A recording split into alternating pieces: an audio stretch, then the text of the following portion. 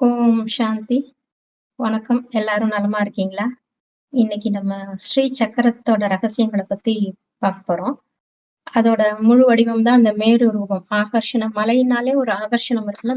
மேருனா மலைன்னு அர்த்தம். அந்த சக்தி ரூபமா அத வச்சிருக்கிறாங்க. இது வந்து அதோட அடித்தளம். அதோட நிழல்னு வச்சுக்கலாம். இந்த சக்கரம் வந்து ஸ்ரீ சக்கரம் அப்படிங்கிறது, அ எப்படி சிவனுக்கு வந்து சிவலிங்க ரூபமா நம்ம வழிபாடு பண்றோம். அதே மாரி சக்திக்கு அருவ வழிபாடு தான் இது. இது வந்து உண்டாக்குனவர் வந்து ஆம். அ மகா ஆதிசங்கரர். அவருதான் பகவத் பாதால் தான் முதல்ல இத வந்து சூட்சும நிலையில இருந்து அந்த மனநிலையில இந்த படத்த உருவாக்குனார். இந்த ஜியாமெட்ரிக்கல் அந்த வரைபடத்த வந்து உருவாக்குனது, இந்த சக்திகளோட வீடு அப்படின்னு சொல்லி இத உருவாக்குனார். சூட்சும நிலையில போய் தான் அத உணர்ந்து இத உருவாக்குனாரு. இதுல வந்து ஒரு ஒரு கட்டத்துக்கும் ஒரு ஒரு கலர் அந்த சிம்பல்லாம் இருக்கு இல்லையா? அது ஒண்ணொண்ணும் ஒரு ஒரு தேவதைகள குறிக்குது. அதாவது தேவதைகளோட வீடு, இருப்பிடம் அப்படின்னு சொல்லலாம். இத வந்து பிராண பிரதிஷ்டை பண்ணி வச்சிருப்பாங்க. கோயில்கள் எல்லாம் வச்சிருப்பாங்க. முக்கியமான அம்மன் கோயில்ல காஞ்சி காமாட்சி, அப்புறம் சங்கரன் கோயில்ல கோமதி கோமதி அம்பாள், அ அப்புறம் திருவானைக்காவல்ல, ம் ஸ்ரீ திருவொற்றியூர்ல அந்த மாரி நெறைய கோயில்கள், முக்கியமான கோயில்கள், அம்மன் கோயில்கள் எல்லாமே சிலைக்கு கீழ இத வந்து பிரதிஷ்டை பண்ணி வச்சிருப்பாங்க. இது கண்ணுக்கு தெரியாது.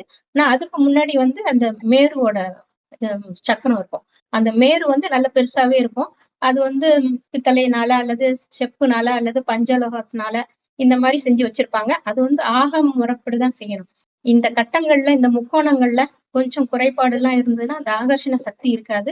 விளைவு வேற விதமா போயிடும். அதனால ரொம்ப பெர்ஃபெக்ட்டா இருக்கணும். இந்த ஜியாமெட்ரிக்கல் வரைபடம் வந்து அந்த மாரி இருக்கணும். அது வந்து ரொம்ப 48 நாட்கள் விரதம் இருந்து செப்பு தகட்டுல வந்து ஆணியால எழுதும்போது, அது ஓட்டை விழுந்துறக்கூடாது. கரெக்ட்டா அந்த ஜியாமெட்ரிக்கல் பொசிஷன் மாறாம இருந்தா தான், அதுவும் விரதத்தோட தூய்மையான பக்தியோட இருக்கும்போது தான் அந்த ஆகர்ஷண சக்தி கிடைக்கும். பஞ்சபூதங்கள்ல இருந்து அந்த சக்திய ஆகர்ஷணம் பண்ணி, அந்த இடத்துல ம் அ தேவதைகள பிராண பிரதிஷ்டை பண்ணி வச்சிருப்பாங்க. அப்ப வீடுகள்ல வச்சு வழிபடுறது ஒரு முறை இருக்கு. இப்ப நான் சொன்ன மாரி கோயில்கள்ல அந்த தகடு வச்சு, அது வந்து ஆகர்ஷணம் பண்ணும். அந்த அம்மனுக்கு வந்து சக்திகள் அதிகமா இருக்கும். அந்தந்த கோயில்ல நீங்களே உணர்ந்திருப்பீங்க. இந்த மாரி பெரிய கோயில்லலாம் எதுக்கு இவ்ளோ சக்தி இருக்கு? இவ்ளோ கூட்டம் போறாங்க. அங்க போனா என்ன அருள் கிடைக்குது? அவங்களுக்கு மன நிம்மதி, அவங்க வேண்டுறதெல்லாம் நடக்கிறதுன்னா, அந்த பஞ்சபூத பிரபஞ்ச எனர்ஜி சக்திய வந்து அத ஆகர்ஷணம் பண்ணி, சிலைக்கு அடியில பிரதிஷ்டை பண்ணி வச்சதுனால தான், அந்த கோயிலுக்கு இவ்ளோ ஆகர்ஷண சக்தி இருக்கு. அந்த ஆற்றல் இறை ஆற்றல உணர முடியுது. இது ஒரு வகை. வீடுகள்ல இந்த மாரி வழிபடுறது. அதுவும் மன தூய்மையா இருந்து பக்தி பாவனையோட இந்த எந்திரத்த வாங்கி வச்சு, இந்த சக்கரத்துக்கு பூஜை பண்ணி வழிபடும்போது, அதோட பவரே தனி. நெறைய ஆற்றல் நமக்கு இறை ஆற்றல உணரலாம். நம்ம வேண்டுனது அதான் நல்ல முறையில நல்ல எண்ணங்கள் ஈடேறும். அந்த மாரி இது வழிபட்டு வர்றவங்க உணர்ந்து சொல்லியிருக்கிறாங்க. அடுத்தது 3வது வந்து யந்திரமா மாந்திரீகர்கள், தாந்திரிகர்கள்லாம் வேற முறைப்படி அத வழிபடுவாங்க. இந்த எந்திரத்துக்கு வந்து கட்கமாலா, யந்திரம், சக்கரம் அப்படின்னு சொல்லிட்டு அந்த ஸ்தோத்திரங்கள்லாம் இருக்கு. இத வந்து நம்ம உருவத்தோட, நம்ம உடலோட கம்பேர் பண்ணி, இந்த குண்டலினி சக்தி எழுப்புறதுக்கு, இது வந்து ஒரு ஒரு சக்கரமும் ஒரு ஒரு குண்டலினி சக்தி. ஒரு ஒரு ஸ்டேஜ் போய் நடுவுல இங்க வரும்போது, இந்த பிந்து ரூபத்துக்கு வரும்போது சகஸ்ர சக்கரம் ஓப்பன் ஆகி நமக்கு எழுச்சி பெறும் அப்படின்னு சொல்லி தாந்திரிகர்கள்லாம் அந்த முறைப்படி இத பண்ணிட்டு பூஜை பண்ண மாட்டாங்க. தாந்திரிகர்கள்லாம் வேற விதமா அத யூஸ் பண்ணுவாங்க. முனிவர்கள், ரிஷிகள்லாம் வேற விதமா இந்த இந்த எந்திரத்த அ பூஜை பண்றது வேற விதமா இருக்கும். இந்த மாரி 3 விதமா பண்ணிக்கிட்டு இருப்பாங்க. இது வந்து அதிக சக்தி ஆற்றல் வாய்ந்த சக்கரம் இது. சக்கரங்களின் ராஜா அப்டின்னே சொல்லலாம். இதுல வந்து ஒவ்வொரு கட்டத்திலயும் ஒரு ஒரு அம்மன் தேவதைகள் வந்து இருக்கிறாங்க. இது வந்து இந்த இந்த 4 பக்கமும் இருக்கிறது திரிபுரா அப்படின்னு சொல்லுவாங்க. அடுத்தது 3 வட்டம் இருக்கும். இது வந்து 10 விதமான தேவதைகள் அவுட்டர் சைட்ல இருக்கிறது. அப்புறம் சப்த கன்னியர்கள் இருக்குது நடுவுல. அடுத்தது 3வது லேயர்ல வேற விதமான தேவதைகள். அதுக்கெல்லாம் பேர் சொல்லிட்டு இருந்தா வீடியோ பெருசாகும். இந்த இந்த லலிதா சஹஸ்ரநாமத்துல வரும். கட்கமாலா ஸ்தோத்திரம்னு போட்டீங்கன்னா, அதுலயும் வரும். இதோட பேர்கள்லாம் வரும். ஆ ஓம், ஐம், ஹ்ரீம், ஸ்ரீம் அந்த மாரி ஆரம்பிச்சு பீஜ மந்திரத்துலேருந்து ஆரம்பிச்சு அத்தன தேவதைகளோட பேரும் அந்த கட்கமாலால வரும். கட்கமாலான்னா அ அதி கூர்மையுள்ள புத்தி ஜீவிகளின் மாலை அப்படின்னு அர்த்தம். அதுதான் கட்கமாலா அப்படின்னு சொல்றது. அதுல வந்து எல்லா தேவதைகளோட பெயர்களும் வரும். அது தினம் ஒரு ஒரு தடவ ரொம்ப பக்தி பூர்வமா சொல்லி வர வர நம்மளோட ஆற்றல் பெருகும். இறைநிலையை நோக்கி நம்ம ஆன்ம முன்னேற்றம் நடைபெறதுக்கு அது ரொம்ப யூஸ்ஃபுல்லா இருக்கும். இந்த மாரி ஒரு ஒரு கட்டத்துல அடுத்தது 16 இதழ் கொண்ட ஷோடஷ தாமரை புஷ்பம் தலம் அப்படின்னு சொல்லுவாங்க. அடுத்தது வந்து ரெட் கலர்ல இருக்கிறது 8 தேவதைகள். அடுத்தது இந்த பச்சை கலர்ல இருக்கிறது வேற விதமான தேவதை. 14 தேவதைகள் இருக்கும். அடுத்து அது வந்து ஞானம்னா என்ன அப்படிங்கிறது நமக்கு மாயையிலிருந்து விடுபட்டு ஞானத்தை நோக்கி போகும்போது அந்த 10 தேவதைகளும் உதவி செய்யும். அடுத்தது ஞான நிலை கிட்ட வரும்போது அந்த சிகப்பு கலர்ல போட்டிருக்கு இல்லையா? இந்த தேவதைகள் இந்த 10 தேவதைகள் வந்து நமக்கு வந்து பிரம்மம்னா என்ன? ஞானம்னா என்ன? அந்த மாரி உணர்த்துற மாரி அடுத்த கட்டத்துக்கு போறது. இந்த மாரி ஒண்ணு போய் அடுத்தது கடைசியில இந்த 8 இருக்கும். இது வந்து அஷ்ட தேவதைகள் ரொம்ப முக்கியமான தேவதைகள். பிரம்மத்தோட ரகசியங்கள பத்தி சொல்றது. ஆ எப்படி நம்ம ஆசை, பற்று எல்லாத்துலயும் விடுபட்டு கடவுளை நோக்கி அடையறதுக்கான ஞானத்த சொல்றது அந்த 8 தேவதைகள். அப்புறம் அதுக்கு மேல இருக்கிறது இந்த 3 புள்ளியா இருக்கிறது முக்கோணம் மாரி இருக்குது இல்லையா? உள்ளுக்குள்ள. அது வந்து அதிசூட்சும ரகசிய தேவதைகள்ன்னு சொல்லிட்டு ரொம்ப ஆகர்ஷண ஆற்றல் உடையது. இந்த சிகப்பு 8 அஷ்ட தேவதைகள் இருக்குல்ல, இதுதான் லலிதா சகஸ்ரநாமம். சொல்றதுக்கு இதுகிட்ட வரும்போதுதான் இந்த ஆற்றல் இந்த அளவுக்கு நம்ம ஆன்மீகத்துல முன்னேற்றம் அடையும்போது தான் லலிதா சகஸ்ரநாமம் கிடைச்சது. அந்த அந்த காலத்துல எழுதினவங்களுக்கு. இது மூலமா தான் கிடைச்சது அப்படின்னு சொல்லுவாங்க. அடுத்தது நடுவுல இருக்கிறது புள்ளி வந்து விந்து ரூப ஸ்வரூபம். அது வந்து சிவன் சக்தியோட இணைந்த கம்பைன்ட் சொரூபம் அது. அம் ஆ ஸ்ரீ ராஜராஜேஸ்வரி அப்படின்னு சொல்லுவாங்க. அப்புறம் திரிபுர சுந்தரி அப்படின்னு சொல்லுவாங்க. ஜெகன்மாதா, லலிதா திரிபுர மகா திரிபுர சுந்தரி அப்படின்னு சொல்லுவாங்க அந்த பிந்து ரூபத்துல. அது வந்து சக்திய வந்து பிந்து ரூபமா பாக்குறது. எப்படி சிவலிங்கத்த சிவன வந்து லிங்க ரூபத்துல பாக்குற அருவ ரூபத்துல பாக்குற மாரியே, இதே மாரி இது அருவ ரூபத்துல ஒரு ஒரு தலத்துக்கும் ஒரு தேவதைகளை பாக்குறது. அந்த மாரி நினைச்சு பூஜை பண்றதுதான் இந்த சக்கர வழிபாடு. இது வந்து உண்மையான பிரம்மத்தோட பிரதி அப்படின்னு சொல்லுவாங்க. பிரதி தான் இந்த மேருவும், அதோட இன்னொரு டைமென்ஷன் தான் இந்த சக்கரமும் அப்படின்னு சொல்லுவாங்க. அந்த பிரம்மம் உண்மையான பிரம்மம் அப்படிங்கிறது அந்த சூட்சும லோகத்துக்கு மேல இங்க ஒரு படம் தெரியுது பார்த்தீங்களா? அந்த சூட்சும லோகம்ங்கிறது பிரம்ம லோகம் சூட்சும லோகத்துக்கு மேல இருக்கிறது பிரம்ம லோகம்ங்கிறது இதுதான். பரந்தாமம்னு சொல்லுவாங்க, பிரம்மாண்டம். அப்புறம் பிரம்மம் அப்படின்னு சொல்றதெல்லாம் அதுதான். உண்மையான பிரம்மம் அதுதான். அதுலதான் சிவபெருமான் வந்து பரந்தாமத்துல வேற டைமென்ஷன்ல இருக்காரு. நம்மளால பார்க்க முடியக்கூடியது டைமென்ஷன்ல அவர் கிடையாது. ரொம்ப சூட்சுமமான உருவுல இருக்கிறாரு. நம்ம வந்து இந்த பஞ்சபூத சேர்க்கையினால ஆன உடல்ல இருக்கிறோம். இந்த பஞ்சபூத தத்துவத்துலதான் நம்ம இப்ப இருந்துட்டு இருக்கோம். அதுக்கு தகுந்த மாதிரிதான் இந்த சக்கரங்கள் வந்து பஞ்சபூத எனர்ஜி இழுக்கிற மாதிரி ஆகர்ஷணம் பண்ணி வைக்கிற மாதிரிதான் வரைஞ்சது இதெல்லாம். இது வந்து ஹையர் டைமென்ஷன். அதுக்கு மேல இருக்கிற அந்த பிரம்மம். பிரம்மம்ங்கிறது வந்து நம்மளோட ஆத்மாக்கள்லாம் இருக்கக்கூடிய பீஜ ரூபம்னு சொல்றோம் இல்லையா? அந்த ஆத்மாக்கள்லாம் நம்ம தான் இப்படி புள்ளி புள்ளியா இருக்கிறது. இதோட பிரதி வடிவம் தான் இந்த மேரு, இந்த சக்கரம் எல்லாமே. மேல இருக்கிற ஒளி புள்ளியா இருக்கிறது தான் சிவபெருமான். இந்த பிந்து ரூப ஸ்திதியில இருக்கிறது. அடுத்தது புள்ளி புள்ளியா இருக்கிறது இந்த தேவதைகள். இந்த தண்டு பகுதியில இருக்கிறது தான் இந்த மேருல இருக்கிற அத்தனை தேவதைகளும் இந்த தண்டு பகுதியில வந்துருவாங்க.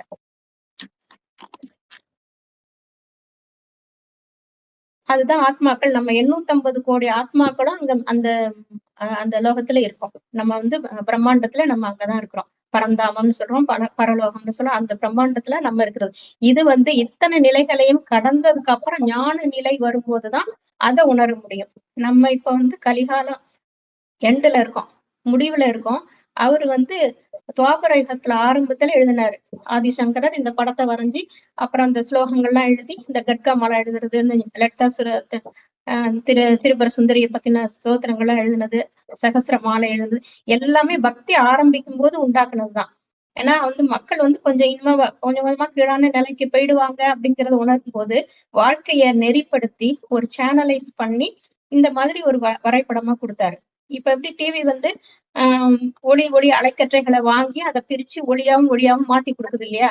சவுண்டாவும் படமாவும் நமக்கு கொடுக்குது. அதே மாதிரிதான் அவர் வந்து சூட்சும நிலைக்கு போய் இறை ஆற்றலை எடுத்து சேனலைஸ் பண்ணி பஞ்சபூதங்களோட சக்தியாவும் அதுக்கு வந்து ஒளி ஒரு வட்டம் ஒரு ஆற்று மாதிரி கொடுத்து சவுண்ட் அதான் மந்திர ஒளிகள். அந்த மந்திர ஒளிகளுக்கு நல்ல ஒரு வைப்ரேஷன் இருக்கு.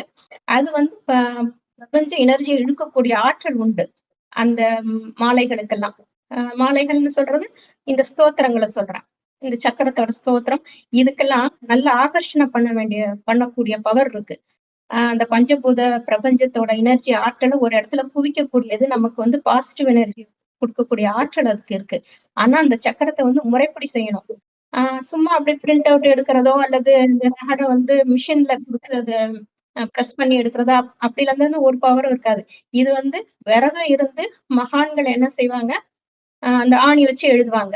அந்த பஞ்சலோகத்திலயோ, அந்த காலத்துல ராஜாக்கள்லாம் தங்கத்துல கூட அந்த மேரு வச்சிருப்பாங்க. தங்கத்துல, வெள்ளியில இந்த எந்திரங்களும் அதே மாரி தான். தகடல் செப்பு தகடுல பொறிச்சு, பயபக்தியோட அது வந்து பக்தி பாவனையோட, தூய உணர்வோட, நல்ல எண்ணங்களோட இத கும்பிடும் பொழுது, ஆராதனை செய்யும்போது தான், அந்த பவர நமக்கு உணர முடியும்.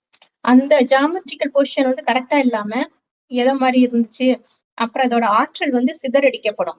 அப்ப வந்து நமக்கு வீட்ல நல்லது நடக்காது. அதனால இது மாரி படும்போது ரொம்ப ஜாக்கிரதையா இருக்கணும், தூய்மையா இருக்கணும். அந்த இது கரெக்ட்டா இருக்கணும். அந்த படங்கள்லாம், சக்கரங்கள்லாம் கரெக்ட்டா இருக்கணும். தெய்வ வழிபாடு அப்ப ரொம்ப நல்லபடியா இருக்கும். வீடு எல்லா நன்மைகளும் அடையும். நாமளும், நம்ம குழந்தைகளும் என்னென்ன முன்னேற்றம், நல்ல முறையில நம்ம எண்ணங்கள் எல்லாம் ஈடேறும். அப்புறம் தாந்திரீக முறையிலயும் இத வந்து சிலர் மகான்கள் வந்து யூஸ் பண்ணுவாங்க. அது கெட்ட தேவதைகள், துர்தேவதைகள்லாம் விரட்டி அடிச்சுட்டு நமக்கு பாசிட்டிவ் ஆற்றல கொண்டு வரதுக்கும், ஆ அது வந்து இந்த சக்கரத்த யூஸ் பண்ணி நல்ல பூஜை வழிமுறைகள்லாம் பண்ணுவாங்க. அப்புறம் நிஜத்துல இந்த பிரம்மம்னு சொன்னேன் இல்லையா? அது வந்து பரந்தாமம் எப்படி இருக்குன்னா, வேற டைமென்ஷன்ல இருக்கு. ரொம்ப சூட்சுமமான அளவுல அந்த அருவ உருவம் கூட கிடையாது. ரொம்ப புள்ளி, ஒரு மைன்யூட் புள்ளி, ஒளிப்புள்ளி தான். கடவுள் அப்படிதான் இருக்கிறாரு. நம்ம ஆத்மாக்களும் அப்படிதான் இருக்கோம். நம்ம தேவதைகளும் அப்படிதான் அங்க இருந்தோம். அங்க இருந்து தான் நம்ம கீழ வந்திருக்கோம். கீழ இறங்கி பிறவி எடுத்து வரும்போது, இவ்வளவு தெய்வீக ஆற்றல் உள்ள தேவதைகள் மனிதர்களா பிறந்தவங்க தான். தெய்வீக குணம் கொண்ட மனிதர்கள் தான் அந்த தேவதைகள்லாம். அவங்க அந்த அளவுக்கு தூய்மையா இருந்தாங்க. ஆன்ம பலம் பொருந்தி இருந்தாங்க. அது எப்படி கிடைச்சது அவங்களுக்குன்னா, இந்த கலியுகம் முடியும்போது 100 வருஷத்துக்கு முன்னாடி தான் சிவபெருமான் வந்து அவரோட இருப்பிடத்திலேருந்து பரந்தாமத்திலேருந்து இறங்கி வந்து, ஒருத்தரோட உடம்புல இறங்கி பிரம்மான்னு பேர் வைக்கிறாரு. அவர் எதுக்கு அவரோட உடம்புல இறங்குறாரு அப்படிங்கிறதுக்கு காரணம்லாம் நெறைய இருக்கு. அது நம்ம மற்ற வீடியோல சொல்லியிருக்கோம். அவரு பர்ட்டிகுலரா அந்த உடம்புல இறங்கி, அவர் வயசான நிலையில தான் இருக்காரு. அவர் உடம்புல இறங்கி தான் அந்த ஞானம் சொல்றாரு. நீங்கலாம் ஆத்மா தான். நீங்க ஆத்மான்னு உணர்ந்து, பரமாத்மாவ என்ன வந்து ஜோதி ரூபமா ஒளிப்புள்ளியா நினைக்கும் போது தான், என்கிட்டேருந்து ஆற்றல் உங்களுக்கு கிடைக்கும். அப்பதான் கர்ம வினைகள்லாம் கழியும் அப்படின்னு சொல்லி, பரமாத்மா, சிவபெருமான் சொல்லியிருக்காரு. அவரு தான் ஒரே கடவுள். அ அல்லாஹ், ஜெகவா, அ பரமபிதா எப்படி சொன்னாலும், அவரு வந்து ஒருத்தர் தான். ஒரு வேற வேற பெயர்கள்ல அப்படி அழைச்சுக்கிட்டு இருக்காங்க. மத்தவங்க எல்லாம் தேவதைகள் தான். இப்ப சொன்ன அந்த ராஜராஜேஸ்வரியா இருக்கட்டும், யாரா இருக்கட்டும், எல்லாருமே தேவதைகள் தான். கடவுள்ட்டேருந்து இறை சக்திய வாங்கி தன்னோட நிலைமையில முன்னேறி, கடவுளுக்கு ஈக்குவலா ஆனவங்க. அந்த அளவுக்கு சக்தி உள்ளவங்க, நிறைஞ்சவங்க தான் அந்த தேவதைகள் இத்தன பேரும். ரேங்க் படி இருக்கிறாங்க. அதனாலதான் இந்த பீஜ ரூபத்திலேருந்து ஒண்ணொண்ணா அப்படி ரேங்க் படி வெளி வரைக்கும் வர்றது. அதே மாரிதான் மகாமேருவோட மேல இருக்கிறது ராஜராஜேஸ்வரி. ஃபர்ஸ்ட் ரேங்க் வாங்குனாங்கன்னு சொல்லலாம். அந்த மாதிரி. இதுல வந்து இந்த சக்கரத்துல இன்னொன்னு சொல்லணும். இந்த சக்கரத்துல வந்து அத்தனை தேவதைகள் முக்கியமான தேவதைகளும் அடங்கிருவாங்க. 108 தேவதைகளும் இதுல இருப்பாங்க. இதுலதான் குலதெய்வமும் இருக்கும். சப்த கன்னியர்கள் சில பேருக்கு சப்த கன்னியர்கள்ல யாராவது ஒருத்தர் குலதெய்வமா இருப்பாங்க. குலதெய்வம் தெரியாதவங்க கூட இந்த சக்கரத்த வச்சு உண்மையா வழிபடும்போது, குலதெய்வத்தையும் கிடைச்சிட்ட மாரிதான். ஏன்னா அதுக்குள்ளதான் எல்லாம் அடங்கிருது இல்லையா? அதனால குலதெய்வ சாபம் இருக்கிறவங்க இந்த சக்கரத்த வச்சு வழிபாடு பண்ணலாம். பூஜை பண்ணி முறைப்படி எப்படி செய்யணுமோ, பூஜை பண்ணி வழிபாடு பண்ணும்போது, சகல நன்மைகளும் கிடைக்கும் அப்படிங்கிறது ஐதீகம். இத நெறைய பேர் உணர்ந்திருக்கிறாங்க. ஏன்னா, அது எல்லா தேவதைகளும் இதுல அடக்கம் ஆயிடுறாங்க இல்லையா? பிரபஞ்ச சக்தி, ஆற்றல் எல்லாம் நமக்கு கிடைக்கும். இறை ஆற்றலும் நம்ம உணரலாம். அதனால பக்தியில இருக்கிறவங்க, இந்த சக்கர பூஜை வந்து ரொம்ப அம்மன் வழிபாடுல ரொம்ப முக்கியமானது. அந்த சங்கராச்சாரியர் வந்து அம்பாள் வழிபாட ஆரம்பிச்சதே அவருதான். அதுக்கு முன்னாடி சிவன மட்டும் தான் வழிபாடு. பக்தி ஆரம்பிச்ச உடனே முதல்ல சிவன மட்டும் தான் வழிபாடு பண்ணிட்டு இருந்தாங்க. அதுக்கப்புறம் ஒரு சக்தி வழிபாடு இந்த மாரி. எப்படி அந்த சக்தி இறை ஆற்றல வந்து பல்வேறு விதமா பிரிச்சு நம்ம எடுத்துட்டு வந்து அத யூஸ் பண்ணிக்கலாம். அப்படின்ற மாரி அவரு வழிபாட்ட கொண்டு வந்தாரு. அந்த உண்மையான நிலை என்ன அப்படின்னு நான் சொல்லியிருக்கேன். நம்ம ஆத்மான்னு உணர்ந்து பரமாத்மாவ நினைக்கும்போது, இப்ப எல்லாம் நம்ம கடைசி கட்டத்துக்கு வந்துட்டோம். இப்ப வந்து கலிகாலம் முடிஞ்சு அடுத்தது சக்தி யுகம் ஆரம்பிக்க போகுது. எப்பயுமே ஒரு கல்பம்ங்கிறது மாறி, மாறி வந்துகிட்டே இருக்கும். சொர்க்கம், நரகம்னு மாறி, மாறி இரவு முடிஞ்சா பகல், பகல் முடிஞ்சா இரவு வர்ற மாரி, நம்ம வந்து மொத்தமே 5000 வருஷம் தான் ஒரு கல்பம். அதுல 2500 வருஷம் சொர்க்கமா இருந்தது. அப்ப தேவதைகளா நாம தான் வாழ்ந்தோம். தெய்வீக குணமுள்ள தேவதைகள். அப்ப வந்து ஆத்ம உணர்வுல இருப்போம். நாம தான் ஆத்மா அப்படிங்கிறது புரியும். இந்த சக்கரத்த கூட சொல்லுவாங்க. இங்க வரும்போது ஆத்மான்னு உணர வைக்கிறது இந்த தேவதைகள். இந்த அஷ்ட சக்திகள் அப்படின்னு சொல்லுவாங்க. ஆத்மா உணர்ந்ததுக்கு அப்புறம் மேல்நிலைக்கு போறது. அந்த மாரி மேல்நிலைக்கு கடவுள் வந்து சொல்லி வழிவகுக்கிறார். ஒருத்தர் உடம்புல இறங்கி இந்த ஞானத்தெல்லாம் சொல்லி, "நீ எப்படி இருந்த? இப்ப எப்படி ஆயிட்ட?" ஆத்ம உணர்வுல இருக்கும்போது, அன்பு, அமைதி, தூய்மை, சுகம் ஞானம், சக்தி, ஆனந்தம். இதுதான் உன்னோட இயல்பான குணமா இருந்தது. நீ என்னைக்கு உன்ன உடம்புன்னு நினைக்க ஆரம்பிச்சிட்டியோ, அதுக்கப்புறம் தான் அந்த விகார குணங்கள்லாம் வந்துச்சு. காமம், கோபம், பற்று, பேராசை, அகங்காரம் எல்லாம் வந்துச்சு. 2500 வருஷம் ஆத்ம உணர்வுல இருந்தீங்க. அப்பதான் தேவதைகள்னு போற்றப்பட்டீங்க. அந்த தேவதைகள தான் இப்ப நம்ம கோயில் கட்டி இப்ப தேவதைகள்னு சொல்லி கும்பிட்டுட்டு இருக்கிறோம். அவங்க தான் கீழ இறங்கி, இறங்கி அடுத்தடுத்த பிறவி வரும்போது, இப்ப சாதாரண மனுஷனாகி, கடைசி நேரத்துல கலிகாலத்துல எல்லாரோடையும் இருக்கிறாங்க. ஆனா அவங்களோட பூஜ்ய சொரூபம். அப்ப வாழ்ந்தவங்களோட சொரூபத்த இப்ப வச்சு பூஜை பண்ணிட்டு இருக்கோம். அந்த ஆத்மா கீழ இறங்குனாலும் மறுபடியும் மேல ஏறிட்டு இருக்குது இப்போ. அந்த ஆத்மாக்கள் அந்த 33,00,00,000 தேவதைகளும் அந்த நிலைக்கு உயர்ந்துகிட்டு இருக்காங்க. அதுல இருக்கிற 108 முதல்ல இருந்து 108 ரேங்க் வாங்குனவங்க தான் இந்த மாலையில வர்றாங்க. இந்த சக்கரத்துல வர்றாங்க. கர்க்க மாலைல. அவங்க தான் பயங்கரமா பயங்கரமா பக்காவா கடவுள் எப்படி சொன்னாரோ அந்த வழிமுறைப்படியே முன்னேறி ஆன்ம நிலையில முன்னேற்றம் அடைஞ்சு அவரு எப்படி இருக்கிறாரோ அந்த லெவலுக்கு ரீச் பண்ணணும் சொன்னது அளவுக்கு ரீச் பண்ணதுல ஃபர்ஸ்ட் ரேங்க் வாங்கினவங்க தான் இந்த முதல்ல இருந்து ஆரம்பிச்சு எல்லாமே வந்துட்டு இருக்கிறது. இதுல 108ல இந்த பைரவர் முதற்கொண்டு எல்லாமே அடங்கிருவாங்க. எல்லா குலதெய்வங்களும் அடங்கிருவாங்க. 108ல முக்கியமான தெய்வங்கள் தெய்வதைகள் எல்லாமே வந்துரும். அது ஆண் பெண்ணுன்னு கிடையாது. எல்லாமே கலந்துதான் இருக்கும். இதுதான் இப்ப வந்து நீங்க உணரணும். நம்ம ஆத்மான்னு உணர்ந்து, பரமாத்மாவ ஜோதி ரூபமா ஒளி ஒளியா நினைக்கணும். இத்தன நாள் வரைக்கும் நம்ம பக்தியில இருந்திருப்போம். நெறைய தெய்வங்கள கும்பிட்டுருப்போம். ஆனா எல்லாருக்கும் இது வந்து ஏற்றுக்கொள்ள முடியாது. எப்படின்னா, பக்த ஆத்மாக்கள் தான் நெறைய. தேவதை ஆத்மாவா இருந்தவங்க கொஞ்சம் பேர் தான். அவங்களுக்கு தான் இந்த ஞானம் புரியும், பிடிக்கும். ஏன்னா அந்த நிலைக்கு வந்துட்டாங்க. பக்தி எல்லாம் முடிச்ச அப்புறம் தான் இந்த ஞானம் கிடைக்கணும் அப்படிங்கிறது விதி. கடவுள் சொன்ன விதி. அந்த மாரி ஞானம் கிடைக்க வேண்டிய தருணத்துல இருக்கிறவங்களுக்கு இது நல்லாவே புரியும். தன் ஆத்மான்னு உணர்ந்து பரமாத்மாவ நினைப்பாங்க. நினைச்சு நினைச்சு அவர்கிட்ட இருந்து சக்தி வாங்கி இப்ப எப்படி செல்போன்ல சார்ஜ் போட்டா ஏறுதோ அதே மாரி ஆன்ம பலம் கூடிக்கிட்டே வரும். அப்ப மனித உணர்வுல இருந்து எல்லாம் விலகி ஆசை, பற்று, அகங்காரம் எல்லாத்தையும் விலகிடுவாங்க. இத கும்பிடுறவங்களுக்கும் ஆசை, பற்று, அகங்காரம் எல்லாம் கொஞ்சம் கொஞ்சமா விலகி வந்து தூய்மையான நிலைக்கு வந்துகிட்டு இருப்பாங்க. அந்த கடைசி நிலைக்கு வர்றவங்களுக்கு இது உடனே புரிஞ்சிடும். உடனே தன்னை உணர்ந்து பரமாத்மாவ ஜோதி ரூபமா நினைச்சு நினைச்சு அவங்களோட நிலைமையில உயர்ந்து எல்லா சக்திகளையும் மறுபடியும் அடைஞ்சிருவாங்க. மறுபடியும் அடைஞ்சு இந்த கலியுகம் முடியும் போது இந்த சரீரத்தை விட்டுட்டு அடுத்தது உடனே சத்தியுகத்துல பிறந்துருவாங்க. பிறவி எடுத்துருவாங்க. தேவதையா பிறப்பாங்க. ஆன்ம பலம் அவ்வளவு பவர்ஃபுல்லா இருக்கும். பஞ்சபூதங்களும் அவங்களுக்கு அடிபணியும். மழையும் காற்றும் நில்லனா நிக்கும் வரும்னா வரும். அதே மாரி விலங்குகள், பறவைகள் எல்லாமே சொன்னபடி கேட்கும். இப்படின்னு கையசைச்சு அழகா பாடும். இப்படின்னா நிப்பாட்டிரும் அந்த மாரி. அப்புறம் விலங்குகள் கூட ரொம்ப அன்பா இருக்கும். எல்லாமே எப்படி இந்த ஆத்மாக்கள் எப்படி அன்பு, கருணை அது வடிவமாவே இருப்பாங்க. அமைதி உள்ளுக்குள்ள இருந்தே சந்தோஷம் ஊறும். வெளியில போய் தேடணுங்கிற அவசியமே இல்ல. இயற்கையாவே சந்தோஷமா தான் இருப்பாங்க. அதுக்கு தகுந்த மாரி இயற்கையும் புனிதமாக்கி கடவுள் குடுத்துருவாரு. இது அழிஞ்சு புது யுகம் பிறக்கும்போது அத்தனையுமே மிக பரிபூர்ண, சுத்தமா, தூய்மையா, அமைதியா இருக்கும். அப்புறம் பஞ்சபூதங்களும் முதல் நிலைமைக்கு வந்துரும். நம்ம எப்படி கீழான நிலைமை போய் ஃபர்ஸ்ட் கிளாஸா ஆயிடுறோமோ, அதே மாதிரி இந்த ஆத்மாவுக்கு தகுந்த மாதிரி இந்த உலகமும் அதே மாரி மாறிடும். எல்லா இடத்துலயும் இருக்கிற தங்கங்கள், சுரங்கங்கள் எல்லாமே ஒரு இடத்துக்கு பாரத தேசத்துக்கு குவிஞ்சு வந்துரும். சு சுரங்கம் தோண்டவே வேண்டாம். எல்லாம் மேலயே வந்துரும். எல்லா தங்கமும் கடல் அடிச்சு கொண்டு வந்து இங்க தள்ளிடும். இப்ப இந்த மாரி போர் இதெல்லாம் வரும்போது ஒண்ணுக்கொண்ணு அடிபடுவாங்க இல்லையா? பாரத நாட்டு மேல மட்டும் யாருமே குண்டு போட மாட்டாங்க. மற்ற கண்டங்கள்லாம் குண்டு போட்டு அழிஞ்சிரும். பாரத நாடு வந்து இன கலவரம், மத கலவரம், அப்புறம் இந்த சுனாமி, நிலநடுக்கம் இந்த மாரி விஷயங்களால கொஞ்சம் அழிஞ்சு கொஞ்சம் இருக்கும் மிச்சம். அதுல இருக்கிறவங்க தான் மறுபடியும் அந்த தேவதைகளா மாறுவாங்க. அவங்க வந்து இந்த மாரி ஆன்ம பலம் பொருந்தியவங்களா இருப்பாங்க. அதே மாரி 2500 வருஷம் அவங்க தான் ஆட்சி செய்வாங்க. முதல்ல வந்தவங்க தான் அந்த லட்சுமி நாராயணன். லட்சுமி நாராயணனோட ஆட்சி தொடங்கும். 8 நாராயணன், 8 லட்சுமி ஆட்சி செய்வாங்க. முதல் யுகத்துல, சத்தியுகத்துல. அடுத்த யுகத்துல வந்து அவங்களே தான் பிறவி எடுத்து வரும்போது ராமர், சீதையா மாறுறாங்க. சத்தியுகம், இது திரேதா யுகம், துவாபர யுகம், இது கலியுகம். இதுதான் பரந்தாம, பிரம்மாண்டம், அந்த பரலோகம்னு சொல்றோமே, அங்கேருந்து ஆத்மாக்கள் பிறவி எடுத்து இங்க வர்றது. சத்தியுகத்துல வரும்போது தூய்மையா இருப்பாங்க. 8 பிறவிகள் 180 வயசு வரைக்கும் இருப்பாங்க. அடுத்தது திரேதா யுகத்துல வரும்போது கலைகள் கொஞ்சம் குறையும்.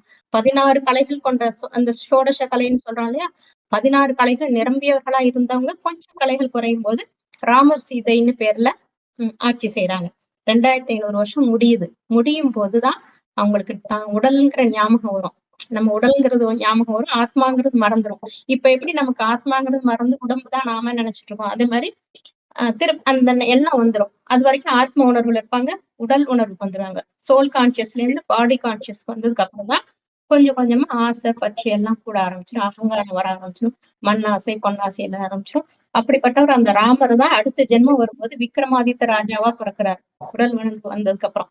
அப்புறம் ராஜாக்களின் ஆட்சி நடைபெறுது. இப்ப வரைக்கும் இதுவரைக்கும் ராஜாக்களின் ஆட்சி தான் நடைபெற்றுட்டு இருந்தது. அதுக்கப்புறம் இப்ப வந்து அதுவுமே இல்ல. ராஜாக்களின் ஆட்சியும் முடிஞ்சு போச்சு. இப்ப நம்ம ராஜாக்கள்லாம் எப்படி ஆண்டாங்கன்னு நமக்கு தெரியும். அப்பயே அவங்களுக்கு மண்ணாசை, பொன்னாசை எல்லா ஆசைகளும் வர ஆரம்பிச்சிருச்சு. அதுக்கப்புறம் தான் இந்த மத்த வெளிநாட்டுக்காரங்க எல்லாம் வந்து நம்மள அடிமையாக்கி, நம்ம வந்து அத அனுபவிக்க லாயக்கு இல்லாத அளவுக்கு போயிட்டோம். அந்த அளவுக்கு குணங்கள் கீழான நிலைமைக்கு போகும்போதுதான் வெளிநாட்டவர்கள்லாம் வந்து நம்ம நகை, பணம், பொருட்கள் எல்லாத்தையும் சூறையாடிட்டு அவங்க வந்து நம்மள அடிமையாக்கிட்டாங்க. அவங்க மேலயும் தப்பு இல்ல. நம்ம அத இழந்துட்டோம். இழக்கிற அளவுக்கு நமக்கு அந்த விதி அந்த மாரி ஆயிடுச்சு. நம்ம மதிமயங்கி உடல் உணர்வுக்கு வந்து ஆசையில் வயப்பட்டதுனால, குணம் மாறி போனதுனால அதுக்கு தண்டனையா அந்த மாரி கிடைச்சது. அதுக்கப்புறம் மறுபடியும் நம்ம பழைய நிலைக்கு வரப்போறோம். இப்ப குணங்கள மறுபடியும் மாத்திக்கிட்டா, மறுபடியும் அதுக்குள்ள கிஃப்ட் மாரி கடவுள் நமக்கு குடுத்துருவார். சத்தியுகத்த குடுத்துருவார். அதுதான் நடந்துட்டு இருக்கு. நெறைய பேர் அந்த பிரம்மகுமாரி சென்டர்ல போய் அந்த ரகசியம், கடவுள் சொன்ன ரகசியம்லாம் முரளி அப்படின்னு வரும். அத படிச்சு எல்லாம் தெரிஞ்சுக்கிறாங்க.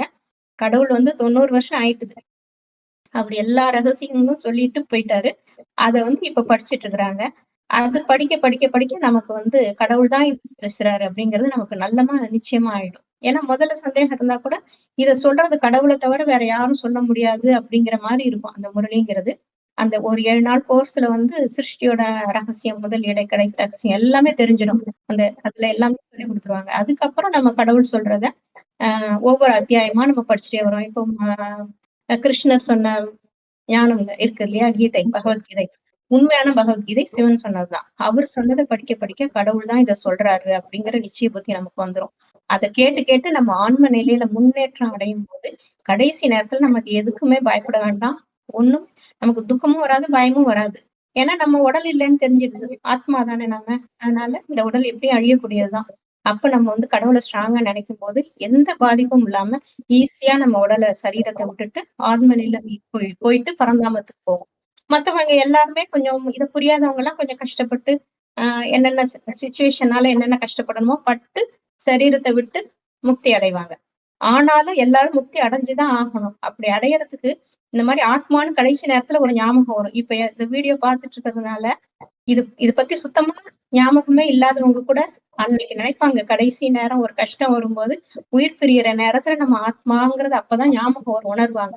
அப்ப நம்ம பரந்தாமத்துக்கு போணும். அதுதான் நம்முடைய வீடு அப்படின்னு நினைக்கும்போது, அந்த ஆத்மா உடல விட்டு மேல போகும். இந்த ஞானத்த யார் அவங்களுக்கு சொல்லி, அது கூட அவங்களுக்கு முடியாம கஷ்டப்பட்டுட்டு இருக்கவங்களுக்கு, இந்த மாரி முன்னேறின தேவதைகள் வந்து, முன்னேறின மனிதர்கள் வந்து, இந்த ஆத்மா கஷ்டப்படுது, முக்தி அடையட்டும்னு நினைச்சு அவங்க வந்து வேண்டுறாங்க பாருங்க. அப்போ வந்து முக்தி அடைஞ்சிடுறாங்க இல்லையா? அதுதான் அடுத்த கல்பத்துல அவங்களோட இஷ்ட தேவதையா இருக்காங்க. அதனாலதான் இத்தனை அம்மன்கள் இருக்கு. ஒருத்தருக்கும் ஒரு ஃபேவரட்டான அம்மன்கள் இருக்கும், இஷ்ட தெய்வம் இருக்கும், குலதெய்வம் இருக்கும். காரணம் என்னன்னா, அவங்க யாரால முக்தி அடைஞ்சாங்களோ, அந்த காட்சி கடைசியில தெரியும். இப்ப சாதாரண உடம்புலதான் இருப்பாங்க. இப்ப சாதாரணமா இருக்கிற மாரிதான் இருக்கும். வெளி தோற்றம் வந்து மாறாது. அடுத்த கல்பத்துல, அடுத்த பிறவி எடுக்கும் போதுதான் தேவதைகள் மாரி அழகிய வடிவமா, பஞ்சபூதங்களும் அழகாக்கும்போது, இவங்களும் அழகிய வடிவமா எடுப்பாங்க. அந்த வடிவத்த தான் இப்ப இந்த கல்பத்துல பூஜை பண்ணி கும்பிட்டுருக்காங்க. இப்ப அந்த நிலைமைக்கு நம்ம எல்லாருமே உயரணும். அதுதான்.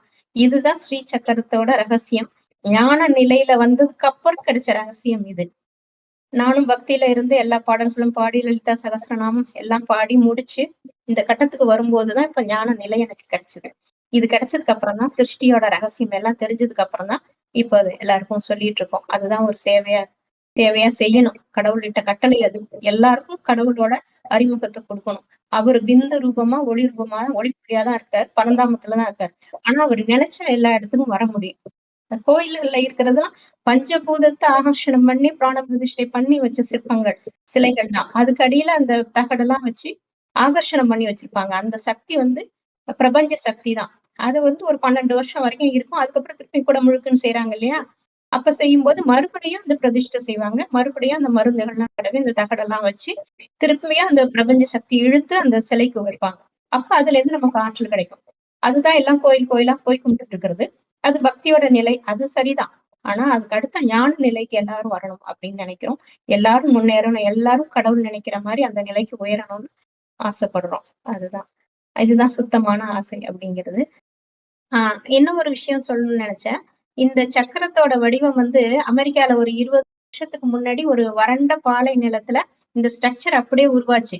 ஒரு 13 கிலோமீட்டர் சுற்றளவுல இந்த வட்டம், இந்த ஸ்கொயர், கட்டம் எல்லாமே அப்படியே பக்காவா செதுக்குன மாதிரி அந்த மேருவோட உயரம் கொஞ்சம் தூரத்துக்கு, அதுக்கப்புறம் அந்த அந்த கட்டிங் எல்லாம் கரெக்ட்டா பெர்ஃபெக்ட்டா இருந்துச்சு. அதுவும் 13 மைல் சுற்றளவுலன்னா அது எவ்வளவு பெருசு பிரம்மாண்டமா இருக்கும்னு நெனச்சு பாருங்க. இது மனுஷங்களால உருவாக்க முடியுமா? இது வந்து இது ஏலியன் பண்ணியிருக்குது அப்படின்னு சொல்லிட்டு நெறைய ரூமர் வந்தது. அப்போ வந்து இந்த மாரிலாம் அந்த ரூமரையும் கண்ட்ரோல் பண்ணணும்னு சொல்றதுக்காக, இத பார்த்தது ஒரு ஆர்மி ஆபிசர் தான். பைலட் தான். ஒரு சின்ன ஃப்ளைட்ல பறந்துட்டு இருக்கும்போது தான் அவரு பார்த்திருக்காரு. பார்த்துட்டு அந்த இடத்துல மனுஷ நடமாட்டமே கிடையாது. பாலைவனம் அது. வறண்ட பாலைவனம் தான். அமெரிக்கால இருக்குது. அவர் வந்து சொல்லும்போது யாருமே நம்பல. அப்புறம் கொஞ்சம் போய் பார்த்துட்டு இது வந்து மனுஷங்களால கிடையாது. ஏலியன்ஸ் தான் இது வரைஞ்சிருக்கணும்னு சொன்னாங்க. அப்புறம் அந்த இதுவும் வரக்கூடாது மக்களுக்கு அப்படின்னு சொல்லிட்டு, இத நான் தான் வரைஞ்சேன்னு சொல்லிட்டு ஒரு ஆள் போய் கிளைம் பண்ணாரு. நான் தான் வந்து 10 நாள் வந்து நான் இத வரைஞ்சேன். 4 பேர எனக்கு ஹெல்ப்க்கு வச்சுட்டு வரைஞ்சேன் அப்படிங்கும்போது யாராலயும் நம்ப முடியல. அது எதுக்கு சம்மந்தமே இல்லாம ஒரு டெசர்ட்ல வந்து எதுக்கு வரையணும்? அதுவும் 10 நாள் எடுத்துட்டு வந்து 10 நாள்ல வரைய முடியுமா இத? சரி செஞ்சு காமிங்க. ட்ரை பண்ணி காட்டுங்க எங்களுக்கு முன்னாடின்னு அவங்கள டெஸ்ட் பண்ணாங்க. அவரு வந்து ஒரு 3 மணி நேரம் ட்ரை பண்ணாரு. அவரால ஒரு அ 1/2 இன்ச் தாண்டி அவரால தோண்டவும் முடியல, செய்யவும் முடியல. அப்ப அதுலேருந்தே தெரிஞ்சுது. அப்ப இந்த ஹிந்துயிசம் இந்த சக்கரத்தெல்லாம் மக்கள் அந்த பக்கம் போயிடக்கூடாதுங்கிறதுக்காக அவங்க அப்படியே அமெரிக்க அரசு வந்து மூடி மறைச்சிடுச்சு. அதுக்கப்புறம் இத பத்தின பேச்சே இல்ல. அந்த ஆர்மி ஆபீசர் வந்து பைலட் வந்து எழுதி வச்சிருக்கிறாரு அவரோட குறிப்புல. இந்த மாரி சக்கரத்த பார்த்தேன் அப்படின்னு சொல்றது. இந்த மாரி நெறைய அதிசயங்கள், அற்புதங்கள் வந்து அப்பப்ப நிகழ்ந்துகிட்டே இருக்கும். கடவுள் வந்து அடுத்த நிலைக்கு கொண்டு போணும். மக்கள் வந்து கீழான நிலைமைக்கு போயிடக்கூடாது. இத பத்தின எண்ணங்கள் வரணும். தூய்மையான எண்ணங்கள் வரணும். சக்திகள பெறணுங்கிறதுக்காக, இந்த மாரி அதிசயங்கள், அற்புதங்கள், திருவிளையாடல்கள்லாம் அப்பப்ப நடந்துட்டே தான் இருக்கும். அப்பப்ப பெரிய பெரிய மகான்கள்லாம் வந்து பிறவி எடுத்து மக்கள வழிபடுத்துறதுக்காக எல்லாம் செய்வாங்க. அப்படி இருந்துமே, இப்ப பாருங்க உலகம் எப்படி கீழான நிலைமைக்கு போயிட்டு. எத்தன மகான்கள் வந்தாலும், எத்தன பூஜை வழிபாடு வந்தாலும், மக்களோட குணங்கள் கீழ இறங்கி, இறங்கி, இறங்கி போக, போக இப்ப நிலைமை இந்த மாரி ஆயிடுச்சு. கலியுகம் முடிய வேண்டிய கட்டாயம் ஆயிப்போச்சு. இது முடிஞ்சாதான் அடுத்த யுகம். அடுத்தது விநாசம் நடக்கக்கூடிய நேரம் நெருங்குது. அதனாலதான் இவ்ளோ போர் பதற்றமும், இத்தன சிச்சுவேஷனும் மோசமா மாறிட்டு இருக்குது. ஆனா புராணங்கள்ல வந்து கலியுகங்கிறது எத்தனையோ வருஷம், ஒவ்வொரு யுகமும் லட்சக்கணக்கான வருஷம்னு சொல்ட்டாங்க. அப்படிலாம் இருந்தா தாங்க முடியாது. ஏன்னா நம்ம ஆத்மால தான் மனசு, புத்தி, சம்ஸ்காரம் ரெக்கார்ட்ஸ். சம்ஸ்காரம்னா அந்த சுபாவம் ரெக்கார்ட்ஸ் தான்.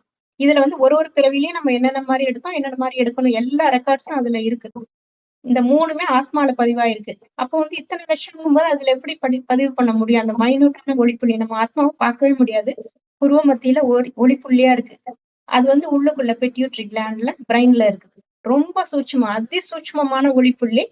அத எந்த மைக்ரோஸ்கோப்லயும் பார்க்க முடியாது. அந்த அளவுக்கு ரொம்ப குவாண்டம் லெவல்லயே ரொம்ப சின்னது. அணுவ விட ஒரு அணுல வந்து ஒரு கோடியில ஒரு பங்கு தான் இருக்கும். அந்த அளவு தான் இருக்கு.